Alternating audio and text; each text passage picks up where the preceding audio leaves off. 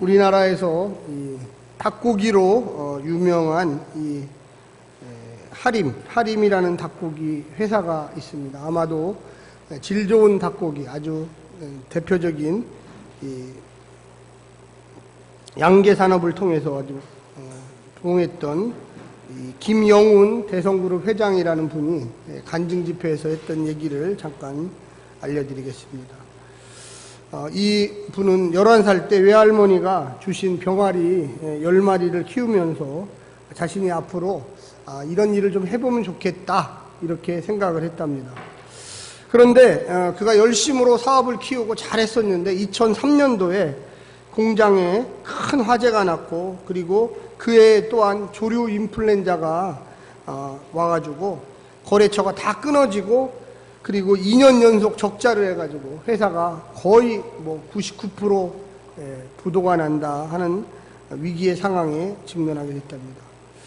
그의 말에 의하면 뼈에서 식은땀이 난다 이런 얘기가 정말로 실감이 났다고 했습니다. 그런데 이때 이 하림 회장, 대성그룹 김영훈 회장은 그럴 때일수록 내가 하나님을 좀 만나봐야 되겠다 이렇게 생각을 하고 새벽 기도를 하면서 하나님께 지혜를 구했더니 그때 하나님께서 연단 가운데 너가 다시금 일어나리라 이렇게 이야기하셔서 그 말씀을 믿고 지금 재계서열 26위까지 올라오게 되었다고 이야기합니다. 김 회장은 성경을 읽으면서 보니까 창세기에 생육하고 번성하라는 말씀처럼 자신은 이 병아리 10마리로 시작했지만 이듬해 또 그 이후에 100마리 또 10,000마리 또 돼지까지 키우며 1차 양계, 2차 가공, 3차 유통까지 다 할 수 있는 하나님의 지혜와 또 은혜를 주셨다고 합니다.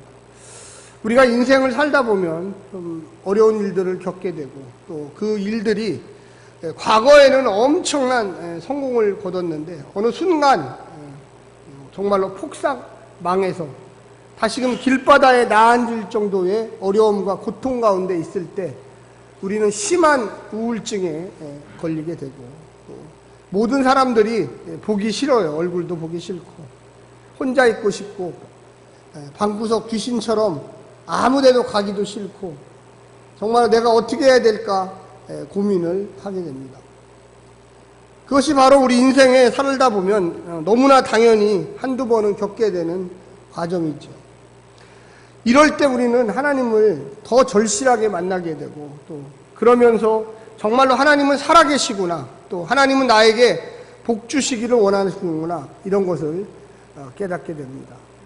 오늘 본문에 그와 같은 구약의 이야기가 있습니다. 내가 어찌하여 여기 있느냐. 이 말은 한마디로 얘기하면, 좀 쉬운 말로 이야기하면, 왜 너 방구석에 처박혀 있느냐? 왜 너 동굴 속에 가만히 있느냐? 우리의 삶 속에 어려움을 직면하게 되면 하나님이고 누구고 그 직분이 뭐고 목사고 장로고 교회를 오래 다녔고 대부분 소용없어요. 오늘 본문에 이 열왕기상 19장에 나오는 이 엘리야는 구약을 대표하는 엘리야입니다. 그냥 엘리야가 아니라 대단한 성공한 선지자였죠. 이는 죽음도 보지 않고 불병거를 타고 하늘나라로 직행했던 아주 정말 유일무이한 사람 중에 한 사람입니다. 근데 이 대단한 선지자에게도 위기가 있다라는 것입니다. 위기가. 지금 이 선지자는 호렙산이라고 하는 곳에서 숨어 있습니다. 혼자, 그것도 떨어져서 굴 속에 들어가서 완전 지친 상태로, 좀 속된 말로 그냥 퍼져 있어요.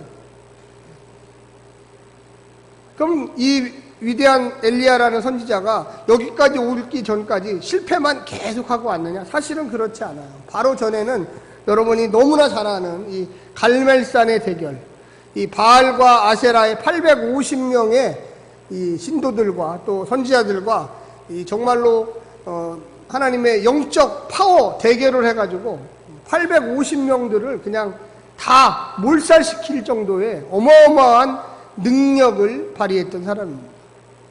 그런데 왜 이렇게 됐을까요? 왜 이렇게? 그 당시에 북이스라엘의 왕이 아합왕이었는데 이 아합왕의 아내가 그 악녀 중에 하나였던 이세벨입니다. 이세벨. 그래서 이 이세벨이 자기를 지지하는 선지자들 850명이 다 죽었다는, 다 살해당했다는, 근데 그 괴수가 바로 엘리야였다는 이 소식을 듣고 자기 수하에 있는 군인들을 보내가지고 빨리 이 엘리야에게 보복을 가해서 죽여버려라. 그러니까 그 얘기를 들은 이 대단한 선지자가 하루아침에 그냥 쪼그라들어서 그냥 정말로 봐라 나 살려라 해가지고 도망을 가서 브레셀바에 있는 한 동굴에 지금 들어가 있는 것입니다. 근데 그 산이 호렙산입니다.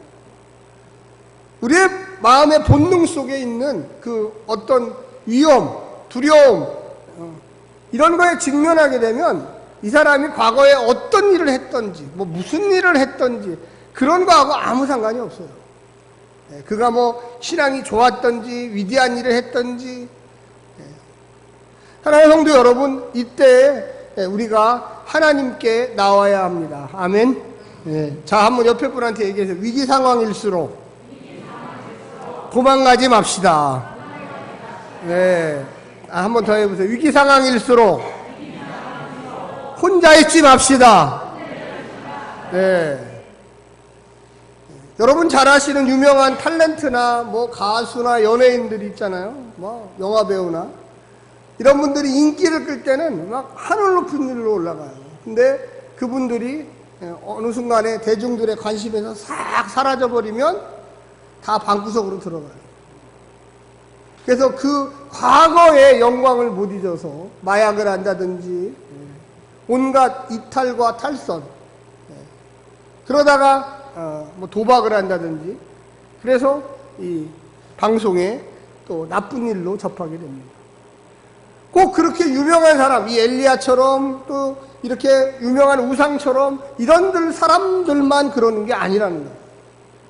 우리 주변에는 정말로 탈진, 완전히 모든 게 소모되고, 또 인생에 정말로 위기 상황이 와서 어찌할 바 모르는 사람. 요즘에 우리 한국 사회에 자살이 정말로 너무나 많이 보도가 돼요. 정말 잊지 마라 하니. 또 폭력, 어마어마한 분노의 폭력. 그것은 또 다른 자기 자신의 불 속에 들어가 있는 거예요. 어떻게 보면 사람이 아니라 하나의 괴물처럼 정말로 짐승으로 바뀌는 그 과정 중에 있다고 저는 생각합니다. 사랑하는 성도 여러분, 우리가 신앙인이라고 그래서 어떤 분들은 아이고 신앙으로 그것도 극복을 못해요. 아니요. 이 엘리야의 예를 보십시오. 엘리야가 보통 엘리야가 아닙니다. 그런데 그가 한번 얘기하면 무려 3년 반 동안 비가 안 왔어요. 이게 얼마나 대단한 얘기예요. 물론 하나님이 시켜서 했지만 인간적으로 볼 때는 엘리야가 앞으로 3년 반 동안 비 안 옵니다 하니까 비가 딱 그쳤어요. 저도 좀 그런 능력이 있었으면 좋겠어요. 요즘에 비 많이 오고 이번 주 내내 제가 휴가 간다는데 비 온대요.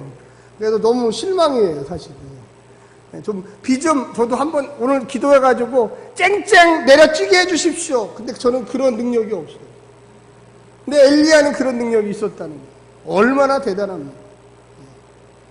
그런데 그와 같은 사람도 위기의 순간에 봉착하고 위협에 직면하고 외로움에 직면하면 그 사람도 도망을 간다는 거예요.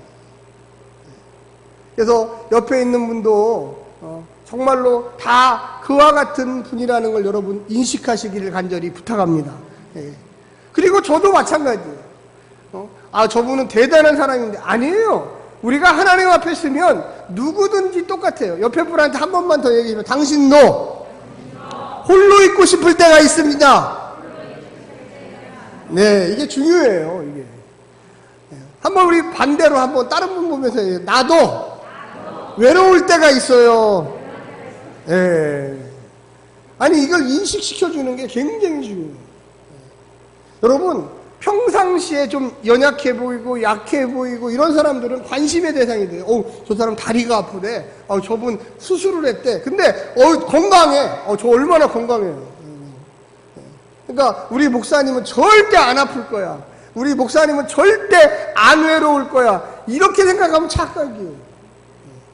제가 많은 이 목회자들을 만나요. 진짜 많이 의도적으로도 만나요. 만나보면 정말로 목회자의 한 60% 정도, 50% 정도는 외로워요. 그래서 제가 마지막에 뭐라 그러냐면 꼭 나한테 전화하라.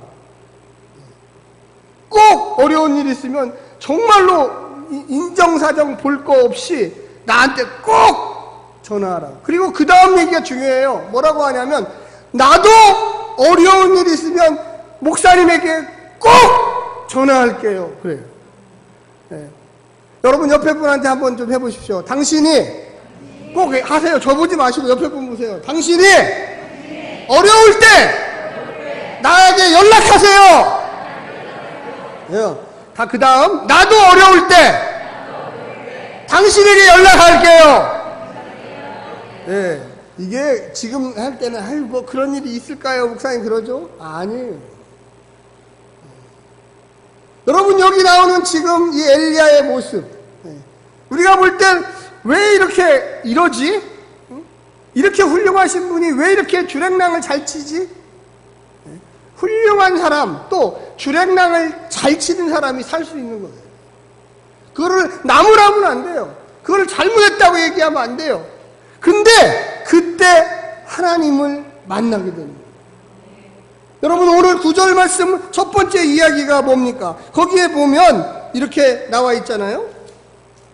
엘리야가 그곳 굴에 들어가 거기서 머물더니 여호와의 말씀이 그에게 임하여 이르시되 엘리야야 내가 어찌하여 여기 있느냐. 내가 일로 도망가라고 안 했는데 너는 여기 와 있다 지금. 하나님은 그 굴에서 엘리야를 끄집어 내기를 원하세요. 여러분 우리의 삶 속에 꼭 어디 강원도 산골에 가서 있는 게 아니라 같이 이렇게 생활하는 사람들 중에도 가족 중에도 직장 가운데도 혼자 마음은 굴 속에 들어가 있는 사람들이 있다는 거예요. 그런 사람들이 어느 날 갑자기 폭력적인 괴수로 바뀌고 그런 사람들이 전혀 다른 행동을 해요. 우리가 지금 이 코로나19 상황이라 제가 옆에 분한테 뭐 어떻게 못하는데 원래는 옆에 분은 손을 잡아요. 근데 또 혹시 어저께 보니까 고양시에 두 교회가 15명, 16명 가면 이걸 못하겠어요. 제가 못하겠어요. 진짜. 왜 교회가 중요하고 왜 신앙이 중요하고 왜 우리가 이런 이야기들을 반복해서 계속적으로 하느냐. 오늘날의 사람들이 바로 옆에 있는데도 절대 자기 손을 내밀어 내가 지금 이런 상황에 처해 있으니까 나에게 도와주십시오. 여러분 여기 보시면 엘리야가 혼자 갔어요. 하나님께 물어보고 간 게 아니에요. 하나님 제가 지금 위급하니까 호렙산으로 도망갈게요 한 게 아니에요. 그냥 자기가 알아서 열심히 도망가서 굴 속에 가만히 있는 거예요. 그때 하나님이 찾아와서 야! 왜 네가 지금 이곳에 있는 거냐? 그런데 여러분 잘 보세요. 엘리야가 무슨 대답을 하는지 보세요. 거기에 보면 20절로 한번 읽어볼까요? 10절입니다. 시작! 그가 대답하되 내가 만군의 하나님인 여호와께 열심히 유별하오니 이는 이스라엘의 하나님이 자손이 주의 언약을 버리고 주의 제단을 헐으며 칼로 주의 선자를 죽여 싸우며 오직 나만 남았거늘 그들이 내 생명을 찾아 빼앗으려고 하나이다. 여기 핵심은 뭐냐면 앞에 게 아니에요. 뒤에 거예요. 오직 나만 남았거늘. 여러분 지금 나만 남았습니까? 아니에요. 거짓말이에요. 제일 마지막 18절에 보면 7,000명을 너와 같은 바알에게 무릎 꿇지 않은 7,000명이나 예비하고 있다.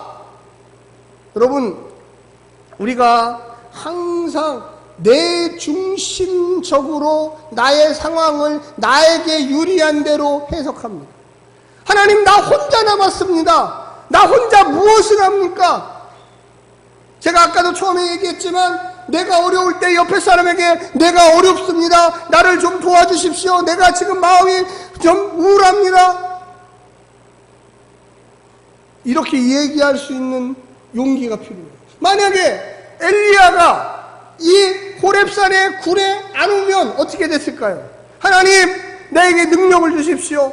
그 이세벨의 우상숭배자가 나를 죽인다고 합니다. 그 왕비는 힘도 많습니다. 군인도 많습니다. 근데 안 했어요. 그 소리가 들리자마자 기도한다, 무언가 한다, 이런 게 아니라 일단 한번 도망가 보자. 그래서 하나님이 찾아오십니다. 오늘날의 많은 성도들이 목사에게 상담을 하라고 하고, 주변에 있는 신앙의 친구들이나 신앙의 동료들이나 같은 구역원이나 같은 기관에 있는 사람들에게 이야기를 하라고 해도 이야기하지 않아요. 그래놓고 한다는 얘기가, 목사님, 우리 교회는 아무 관심이 없어요. 아니, 어떻게 관심을 줘요? 얘기를 안 하는데.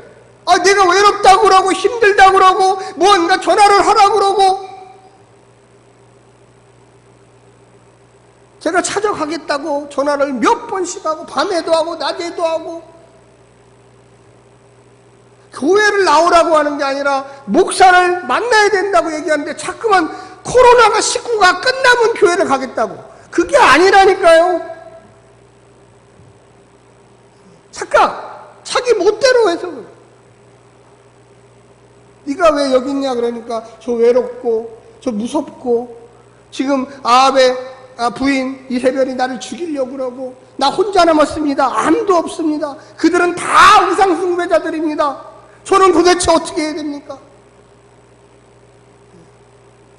여러분, 똑같은 구절이 13절에도 똑같이 나와요. 똑같이. 그러니까 주님이, 우리 한번 같이 거기 한번 읽어볼까요? 자, 11절 앞부분만 조금만 한 두 줄만 읽으면 됩니다. 11절 시작. 여호와께서 이르시되 너는 나가서 여호와 앞에서 산에 서라 하시더니, 동굴에 있지 말고 나와. 동굴에서 나와서 밖에 내가 있으니까 내 앞에 서라. 아니, 주님이 거기까지 왔는데 그 뭐 동굴로 주님이 들어가시면 되지, 왜 나와? 일로 나와가지고 밖으로 나와. 내가 밖에서 지금 기다리고 있다. 그러니까 밖으로 나와라. 여러분, 방구석에 계속 있으신 분들은 그분들이 나올 생각이 없어요. 뭔가 내 마음에 갇혀있는 사람들은, 그래서 우리 같은 믿음의 사람들이 마음을 두들게 나와! 한번 여러분, 내가 남이라고 생각하면 옆에 사람 치면 안 되니까 옆에 한번 떼서 나와! 여러분, 이 가운데도 혹시 있을지 몰라요. 교회는 잘 나와요. 예배 시간 잘 참석해요. 그런데 자기의 잘못된 사고방식에 빠져가지고 나는 외롭고 쓸쓸하고 안 되고 사업도 안 되고 기도에도 응답도 안 되고 친구도 없고. 여러분, 나오시기를 간절히 부탁합니다. 야, 바보 같은 사람아, 나와. 주님 앞에 나와. 왜 예배에 나오면은 옆에 사람하고 부흥도 하고 인사도 하고 찬양도 하고 말씀 들으면서 아멘도 하고 할렐루야!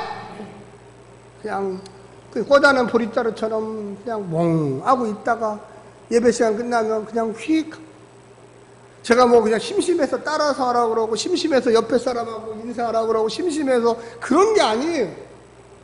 그런 훈련을 통해서 내 마음에 있는 것들을 끄집어내야 돼요. 그러면서 울음이 터지고 그러면서 내 마음이 녹아내리고 그러면서 하나님을 만나는 거예요. 할렐루야. 하나님 도대체 어떻게 만납니까? 어떤 분들이 10년, 20년 다녀도 하나님을 못 만났대. 그러니까 제가 그런 분들을 가만히 상담해 보면 자기 생각대로 예수를 믿어. 자기 생각대로 신앙생활을 해. 얼마나 불평불만이 끊임없이 많은지 도대체, 아니 그러면 여기에 도대체 왜 와서 앉아 있는 거지? 여러분, 조성배를 만나기 위해서 이 자리에 오는 게 아니잖아요. 우리는 예수 그리스도 전능하신 하나님을 만나기 위해서 이곳에 오는 것입니다. 할렐루야. 그래서 기쁘고 뛰고 즐겁고, 야, 내가 오늘 행복한데 11시에 꼭 가야지. 왜? 그곳에서 하나님을 만나야 되기 때문에. 우리 아까 성가대 찬양했잖아요. 그 찬양 속에서 하나님을 만나요. 우리 아까 기도했잖아요. 아, 주님, 나의 기도에 응답해 주시옵소서. 이 위대한 선지자도 굴 속으로 들어가니까 하나님이 그 앞에 가서, 야, 엘리야야, 네가 여기에 왜 있냐? 밖으로 나와라. 내가 와서 지금 기다리고 있다. 여러분, 왜 이런 말이 그렇게 쓰여져 있을까요? 그냥 뭐 재밌으라고? 아니요. 우리의 삶 속에, 우리의 스스로의 동굴 속에 나를 가둬놓고 생활하는 사람들이 우리 주변에 얼마나 많은지 몰라요. 부모하고 자식하고 얘기가 안 통한대. 내가 얘를 20년을 키웠고 얘를 15년을 키웠는데 말이 안 통해. 야, 네 고민이 뭐야? 아무리 물어봐도 오로지 컴퓨터만 앉아있고 오로지 핸드폰만 쳐다보고, 시간 되면 친구들 전화하면 알았어, 나갈게. 그 아이가 결혼을 하고 애를 낳아도 부모하고 전혀, 할아버지 할머니하고 커뮤니케이션이 아니에요. 상대를 이해하려고 그러고 하나님의 은혜로 그를 바라보려고 하는 그런 마음 자세가 없어요. 심지어는 어느 부분은 몇십 년을 같이 살았는데도 늘 그들의 마음속에는 아직도 응어리가 있어요. 나에게 섭섭하게 했던 것. 여러분, 20대, 30대 부부가 만나서 응어리가 안 생길 수가 없어요. 다 부족한 인격이 만나서 서로를 바라보며 주의 사랑 깨달으며 인격이 성숙해 가는 거예요. 할렐루야. 1000만 명 중에 저 같은 사람만 인격적으로 처음부터 만나는 거예요. 아무도 안 오시네. 저도 안 그렇습니다. 재밌게 하려고. 처음부터 완벽하게 만나는 사람은 없어요. 20대 철몰랐을 때 어떻게 완벽한 사람입니까? 그것을 한평생 그 응어리를 갖고 사는 사람들이 있어요. 어떤 분들은 제 설교를 들으시고, 목사님 이제야 깨달았어요. 그러죠. 뭘 깨달았어요? 그랬더니, 그렇군요. 부족한 두 사람이 만나서 점점 예수 안에서 성숙한 사람으로 바뀌는군요. 할렐루야. 그걸 인자 깨달았잖아요. 완벽하지 않아요. 30년 산다고 그 사람이 성인되고, 남편이 성인되고, 30년 산다고 그 여인이 정말로 위대한 신사임당 같은 여인이 되는 게 아니에요. 늘 부족하지만 내 부족함을 깨달으면서 상대의 부족함도 이해하게 되는 거예요. 할렐루야. 여러분, 여기에 지금 엘리야가 나왔을까요? 하나님이 그렇게 얘기하니까 네, 알겠습니다, 제가 주님 나갈게요 하고 나왔을까요? 안 나왔어요. 그러니까 하나님이 어떻게 했을까요? 거기에 보면 이렇게 나옵니다. 그러니까 11절 아까 그 뒷부분은 제가 읽겠습니다. 여호와께서 지나가시는데, 거기다 이렇게 혹시 자기 줄 있으신 분들은 줄을 쳐놓으세요. 지나가시는데, 주님은 지금 굴 바깥에 있어요. 그리고 지나가시다. 아니, 주님이 들어오면 되지. 굴로 들어오면 되지. 왜 거기를 지나가셔? 근데 그냥 지나가신 게 아니에요. 태풍처럼 막 바람이 칩니다. 불이 붙습니다. 거기 또 하나 뭐죠? 그 다음에 불이 붙고 지진. 막 땅이 막 흔들려요. 나오라는 거예요. 아니, 하나님이 들어가시면 될 거를 왜 밖에서 바람이 불고 지진이 불고 태풍이 불고, 왜 그러지? 왜? 여러분, 우리의 삶에 지진이 일어났다고 생각해 보십시오. 우리의 삶에 폭풍이 분다고 생각해 보십시오. 우리의 삶에 번개가 친다고 생각해 보십시오. 여러분, 누구 하나 지금 어저께부터 막 비가 많이 오죠. 지금 제가 한강 다리를 이렇게 가보니까 막 잠수교가 물이 완전히 잠겨 있고, 정말로 생각이 된다니까. 야, 이거 진짜 하나님이 이렇게 노했나? 비를 이렇게 많이 내지. 우리 인생에 이런 일들이 일어날 때 하나님 앞에 나와야 돼요. 할렐루야. 나와야 돼요. 그냥 거기에 그대로 가만히 있어. 여러분, 그래서 여러분과 저의 소명이 중요한 거예요. 우리 주변에 혹시라도 그런 분들이 있으면 가서, 야, 나와! 네 발로 나와야 돼! 내가 들어갈 수는 없어! 좀 인생의 폭포! 그곳에서 나와! 바보처럼 거기서 계속, 아니야, 여기가 좋아, 밖에는 지금 지진이 불어, 밖에는 폭풍우가 쳐, 밖에는 못 나가. 그게 바보예요. 어려운 일이 있을 때 교회로 끌고 와야 됩니다. 아멘. 우리 같이 와서 기도하자. 너 그거 해결 못해. 거기가 안전한 곳이 아니야. 너 평생 굴 속에서 살래? 평생 네 안에서 거기서 너의 성을 만들어 놓고 안 나올래? 아무하고도 얘기하지 않을래? 여러분, 그래서 뭐라고 이야기합니까? 거기에 보면 13절, 저 12절은 좀 이따 읽겠습니다. 다시 한번 시작. 엘리야가 듣고 겉옷으로 얼굴을 가리고 나가 굴 어귀에 섬에 소리가 그에게 임하여 이르시되, 엘리야야, 내가 어찌하여 여기 있느냐? 똑같잖아요. 아까 그 읽었던 구절하고. 그래서 잘 보세요. 지금 굴 속에 있다가 하도 바깥에서 나오라고 하니까 한 발짝 나가서 굴 어귀에 완전히 굴 바깥으로 나가는 게 아니고 굴 안에 있다가 굴과 그리고 바깥에 경계에 서 있는.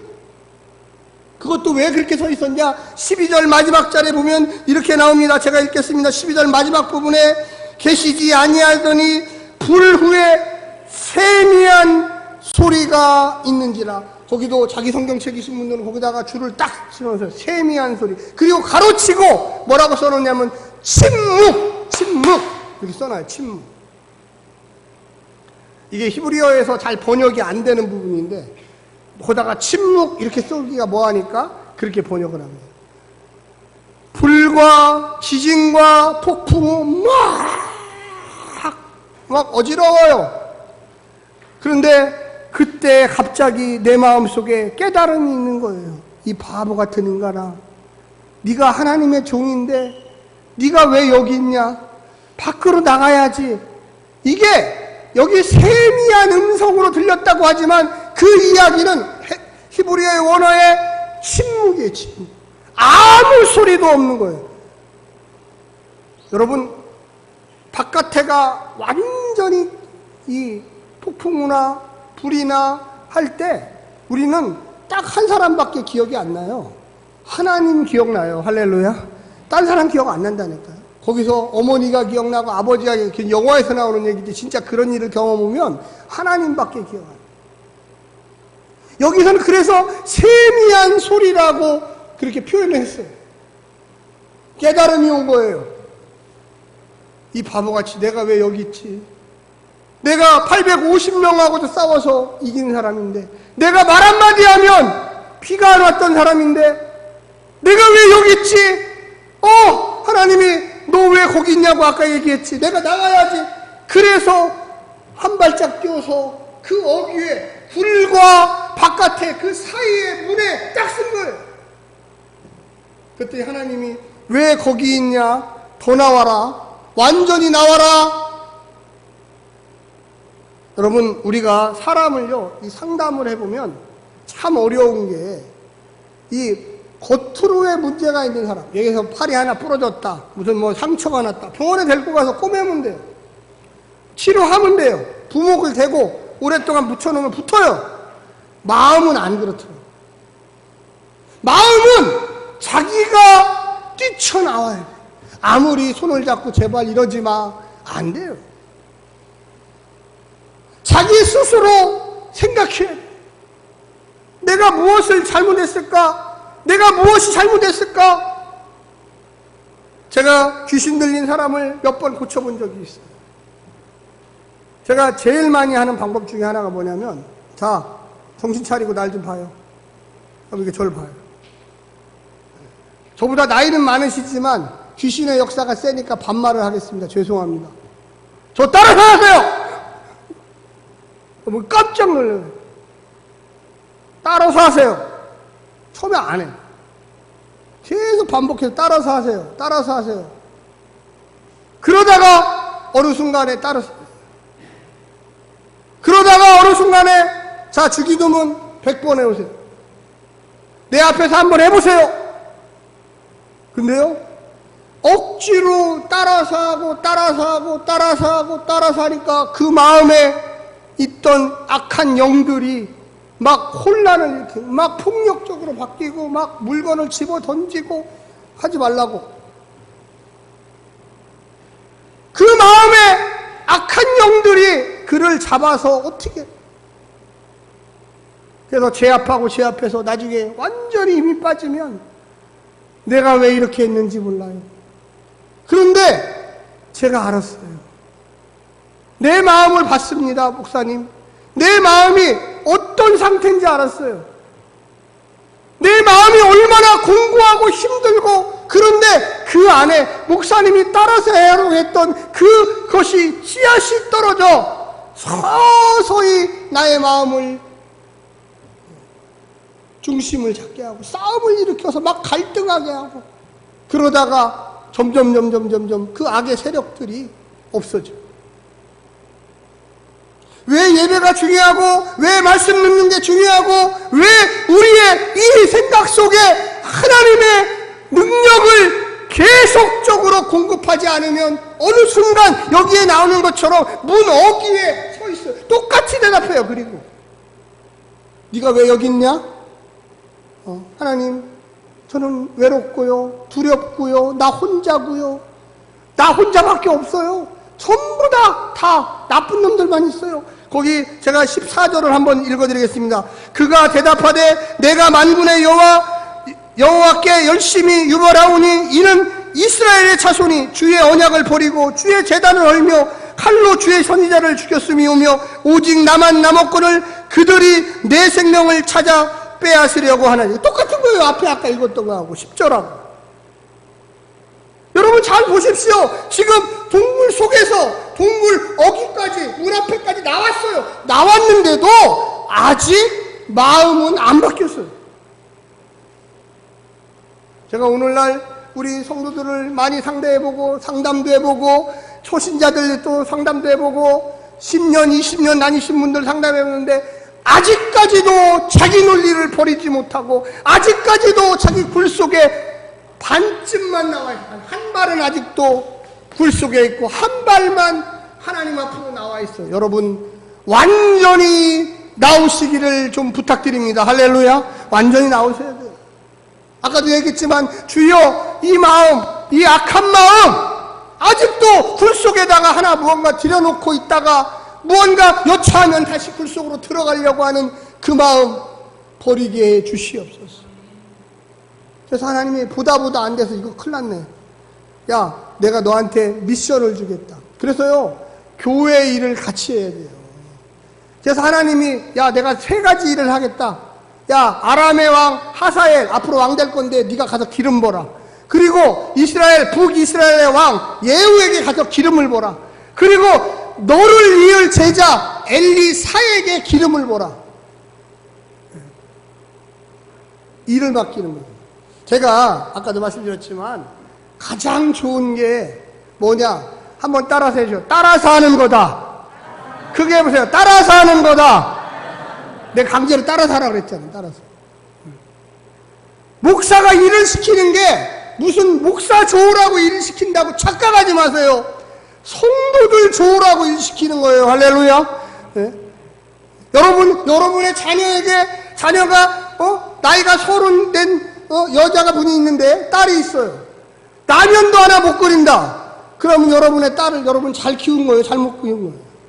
아들이 있는데 야 아들아 와서 저기 세탁기 좀 옮기자. 아들이 25살. 나 그거 못해요 아버지. 그거 하면 큰일 나요. 이게 잘 키운 거예요? 아니 초등학교 1학년 애한테는 당연히 야 나 일로 와서 옮기라고 해도 안 돼. 너는 저기 아직 힘이 없어. 이런 거 옮기면 큰일 난다. 근데 나이가 25살 먹고 군대도 제대하고 왔고, 그러면 아버지가 야, 이 농 좀 같이 옮기자 그러면 네, 같이 옮길게요. 이렇게 해야지. 그러면 그거 하지 마라. 큰일 난다. 딸한테 야, 우리 같이 요리 좀 하자. 국수 좀 한번 끓여보자 하는데 그런 거 하면 안 된다. 불똥 켜갖고 너 여기다 너 큰일 난다. 이게 정상적인 가정이에요? 제가 지난주에 큰 감동을 받았습니다. 그 비오는데, 그 어려운데, 우리 교회 성도들이 1층부터 3층까지 쭉 서가지고, 그 의자를 날르고 테이블을 나르는데, 제가 마음이 얼마나 기쁜지, 할렐루야! 종종 시키려고 그래요, 제가. 종종. 어떤 분이 제가 그걸 빼곡에다 올렸더니, 그 밥상에서 밥을 먹으면 얼마나 좋고, 내가 나른 의자 하나, 내가 나른 테이블 하나, 우리 성도들이 다 함께 기쁨으로 즐거움으로 할렐루야. 여러분, 우리가 어떤 일을 할 때 무언가 용기와 꿈과 비전과 내가 저것을 해야겠다 이런 마음을 가져야 돼. 우리의 삶 속에 그런 것이 없다면 도대체 신앙은 도대체 뭡니까? 제가 목회를 하면서 성도들이 가장 신앙을 빨리 성장시키는 방법은 교회 일을 시키면 되더라고요. 주차위원도 시키고, 청소할 때 청소도 시키고, 전도할 때 막 끌고 나가서 전도도 하고, 그러면 신앙이 쑥쑥 커요. 그런데 그냥 그런 어린이 하고 그냥 알아서 놔두지, 신앙 안 커요. 불평, 불만, 교회를 나오면서도 그렇게 불평, 불만이 많아요. 제가 여러분을 불러서 뭘 시키면 여러분 너무 감사해야 돼요. 우리 목사님이 나를 특혜를 주시는구나 이렇게 생각해야 돼. 아멘. 네.